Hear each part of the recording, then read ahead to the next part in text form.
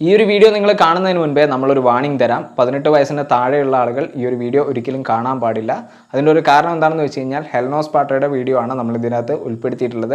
കുട്ടികൾ വഴിതെറ്റി പോകാനുള്ള സാധ്യതയുണ്ട്. അതുകൊണ്ട് തന്നെ 18 വയസ്സിന് താഴെയാണ് നിങ്ങളുടെ പ്രായമെങ്കിൽ ഇപ്പോൾ തന്നെ ഈ ഒരു വീഡിയോ നിങ്ങൾ സ്കിപ്പ് ചെയ്യുക.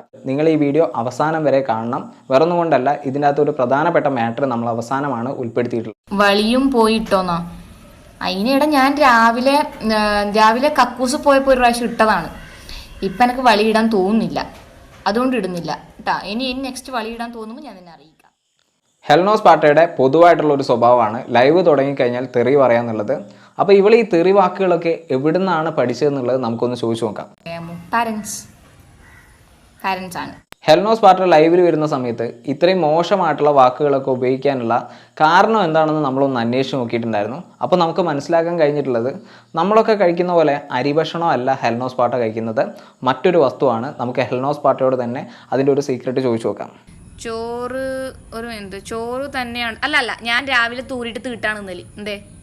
അപ്പോൾ ഇവൾ ഡെയിലി കഴിക്കുന്ന ഭക്ഷണം എന്താണെന്നുള്ളത് നമുക്ക് മനസ്സിലായി. ഈ ഒരു ഭക്ഷണം കഴിക്കുന്നതുകൊണ്ടാണ് ചെറിയൊരു ബുദ്ധിക്കുറവുള്ളത്. അതിൻ്റെ ഒരു പ്രശ്നമാണ് ലൈവിലൊക്കെ വരുന്ന സമയത്ത് തെറി പറയുന്നതെന്നാണ് എനിക്ക് തോന്നുന്നത്. അപ്പോൾ ഈ ഒരു ഭക്ഷണം കഴിക്കുന്നതിനെക്കുറിച്ചുള്ള അഭിപ്രായം എന്താണെന്ന് ഇവളോട് തന്നെ നമുക്കൊന്ന് ചോദിച്ചു നോക്കാം.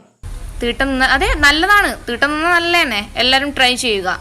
ഹെൽനോസ് പാട്ടയുടെ വാക്കുകളിൽ നിന്ന് മനസ്സിലാവുന്നത് അവർ വളരെ ആസ്വദിച്ചുകൊണ്ടാണ് ആ ഭക്ഷണം കഴിക്കുന്നത് എന്നുള്ളതാണ്. എന്തായാലും അവർക്ക് ഭക്ഷ്യക്ഷാമം നേരിടാനുള്ള ഒരു സാധ്യതയില്ല. ഇവിടെ മനുഷ്യന്മാരുള്ളിടത്തോളം കാലം അവരുടെ ഭക്ഷണം സുലഭമായിട്ട് തന്നെ അവർക്ക് ലഭിക്കുന്നു നമുക്ക് അറിയാൻ സാധിക്കുന്നു. ഇവരെ ഫോളോ ചെയ്യുന്ന ഒരു 9 ലക്ഷത്തോളം വരുന്ന ഫോളോവേഴ്സ് ഉണ്ട്. അതായത് ഇവർ തിരിച്ച് ഫോളോ ചെയ്യുന്നില്ല എങ്കിലും വളരെ നല്ല രീതിയിൽ അവർക്ക് സപ്പോർട്ട് കൊടുക്കുന്ന 9 ലക്ഷം ഫോളോവേഴ്സ് ഉണ്ട്.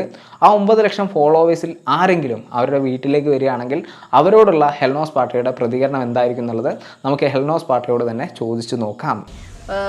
എൻ്റെ വീട്ടിലേക്ക് വാ, രാവിലെ ഞാൻ എനിക്ക് മുച്ചാവുന്നു, ഞാൻ നിൻ്റെ വീട്ടിലേക്ക് തൂറിയിട്ട് അറിയാം. ഹെൽനോസ് പാട്ട ലൈവിൽ വന്ന സമയത്ത് ഒരു പയ്യൻ ചോദിച്ചു ഈ മുടിയുടെ രഹസ്യം എന്താണെന്ന്. അതിനുള്ള ഹെൽനോസ് പാട്ടയുടെ മറുപടി എന്താണെന്ന് നമുക്ക് കേട്ടു നോക്കാം. ചേച്ചിയുടെ തലയിൽ തീട്ടമാണോ? അല്ലടാ, തീട്ടം അല്ലടാ, അത് കളറാണ്. തീട്ടം വെച്ച് കഴിഞ്ഞാൽ നമ്മൾ പ്രശ്നമില്ല, തീട്ടം തലയിൽ ഉരച്ചാലും ഇത് ഏകദേശം ഈ ഒരു കളറായിരിക്കും. പക്ഷെ അത് നമ്മൾ 2-3 വാഷ് ചെയ്ത് കഴിയുമ്പം പോവില്ലേ. ഈ വീഡിയോയുടെ തുടക്കത്തിൽ ഞാൻ പറഞ്ഞിട്ടുണ്ടായിരുന്നു ഈ ഒരു വീഡിയോയുടെ അവസാനം വരെ നിങ്ങൾ കാണണം എന്നുള്ളത്. അത് വേറെ ഒന്നിനുമല്ല, ഇവളുടെ യഥാർത്ഥ സ്വഭാവം നിങ്ങളുടെ മുന്നിലേക്ക് ഒന്ന് അവതരിപ്പിക്കാൻ വേണ്ടിയിട്ടാണ്. ഇത് കുറച്ച് സീരിയസ് ആയിട്ടുള്ള ഒരു കാര്യമാണ്. ജസ്റ്റ് നമുക്കൊന്ന് കണ്ടു നോക്കാം. ഞാൻ നിങ്ങളോടല്ലേ ഇനി ലൈവ് കാണുന്നവരോട് ഒരു കാര്യം പറയട്ടെ. നിങ്ങൾ ഈ മോശം കമൻ്റ് ഇടുന്ന ആൾക്കാരെ ഐഡിയ ഒന്ന് ശ്രദ്ധിക്കണേ കേട്ടാ. ഏത് വിഭാഗത്തിൽപ്പെട്ട ആൾക്കാരാണ് ഏറ്റവും കൂടുതൽ മോശം കമൻറ്റ് ഇടുന്നതെന്നുള്ളത്. ഈ ലൈവിൽ ഇപ്പം 5.1K ആൾക്കാരുണ്ട്. നിങ്ങൾ ജസ്റ്റ് ഒരു 10 മെസ്സേജസ് വായിച്ചാൽ മതി. ആ 10 മെസ്സേജസിൽ ഈ നെഗറ്റീവ് കമൻറ്റ് ഇടുന്നവരെ പേരൊന്ന് നോട്ട് ചെയ്യണേ. എന്നിട്ട് അത് ഏത് വിഭാഗത്തിൽപ്പെട്ട ആൾക്കാരാണെന്നുള്ളത് എൻ്റെ ലാസ്റ്റ് വീഡിയോൻ്റെ അകത്ത് കമൻറ്റ് ചെയ്യണേ. ആ പേര് കാണുമ്പോൾ നമുക്കൊരു പേര് കാണുമ്പോൾ അവർ ഏത് ഇതിൽ പെട്ടതാണെന്ന് മനസ്സിലാവില്ലേ.